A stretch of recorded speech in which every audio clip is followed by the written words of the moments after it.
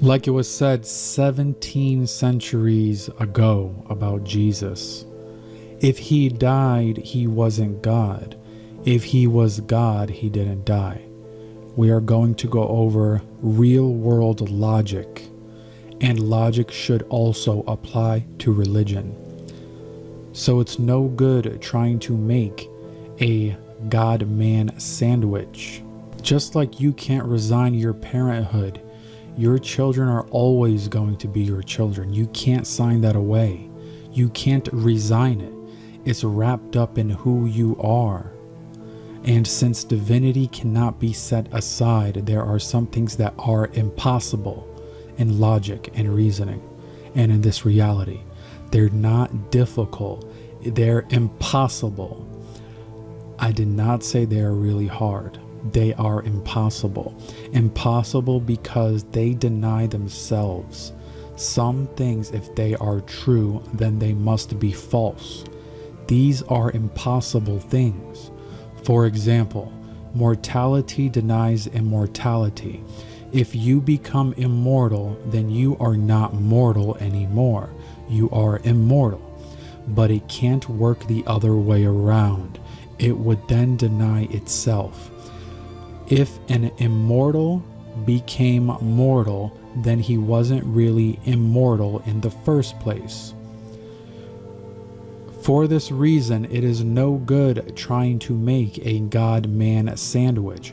Trying to illustrate here, if I take a bread and cheese and I put them together, I have a new reality. I have a sandwich.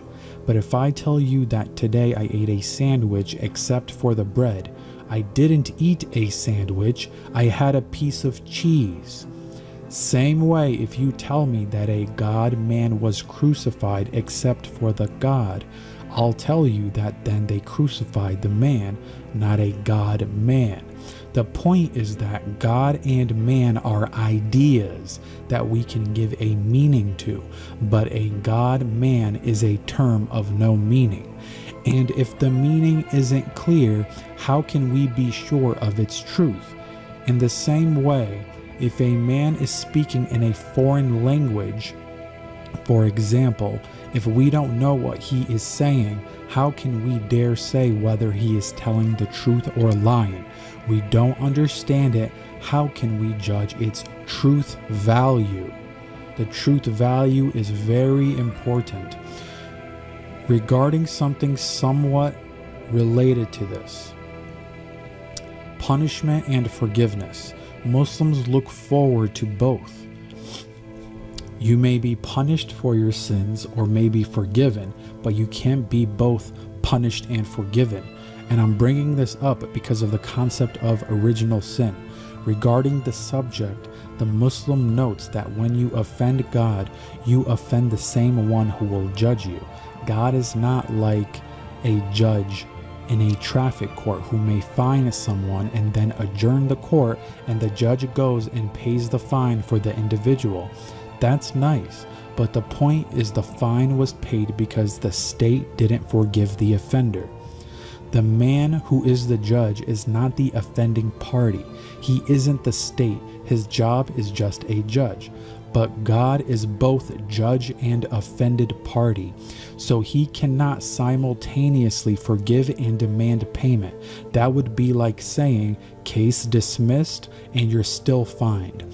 When the judge is the offended party, you can't have this idea of, well, he forgives, but he wanted payment. The Lord's Prayer seems to make it clear. Modern translation of the Lord's Prayer says, forgive us our debts the way we forgive our debtors. Forgive a debt means cancel it. So when the Quran says God forgives whom he wills, it does not describe God as arbitrary. It describes his ability as a judge. When the Muslims reject the concept of original sin, he is not rejecting the idea that man has a tendency to do wrong. He is rejecting the idea that a human being is guilty at birth. An innocent, pure baby that is born that has done nothing wrong is guilty at birth for the sins of his ancestors. The Muslim expects God to make the same distinction that he makes between punishments and penalties. You're penalized for your mistakes. You're punished for your crimes, but not punished for your mistakes. Mistakes involve acting in ignorance. Crime means acting in spite of knowing the wrong.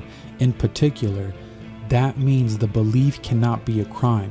What you know to be true is a part of what you believe. So how can a man know that this is true but choose to believe that it is false in terms of logic and reality and reasoning? He knows it is part of what he believes. The crime is to know something is true but to act like it isn't. Another crime is to choose not to investigate the possibilities that one is wrong. So is the meaning believe in the word Quran, which also translates to confirm. The Quran says over and over again to check on it, to confirm it, to verify it. And this is the advice that is given. So Muslims are not commanded to believe. They are commanded by God to check on it and to confirm it for yourselves.